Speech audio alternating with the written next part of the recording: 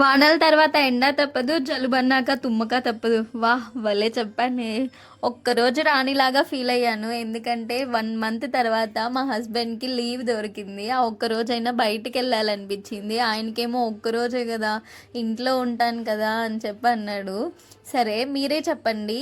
ఒక్కరోజు కదా బయటికెళ్దామన్నా నాది కరెక్టా? లేకపోతే ఒక్కరోజు తర్వాత ఇంట్లో ఉంటానన్నాను ఆయనది కరెక్టా చెప్పండి. ఇద్దరిలో ఎవరిది కరెక్టో మీరే చెప్పండి. ఇంకా బయటికి తీసుకెళ్ళమన్నాను కదా! సరే తీసుకెళ్తానని చెప్పి సర్ప్రైజ్‌గా తీసుకెళ్లారు. ఎందుకంటే మేము దీనికోసం ప్లాన్ యేసుకొని కూడా 4 సార్లు బెడిసి కొట్టింది. 4 సార్లులో 3 సార్లు నా వల్లే వెనక్కిపోయిందది. ఇంక అందుకని నీకు చెప్పకుండా తీసుకెళ్తాను.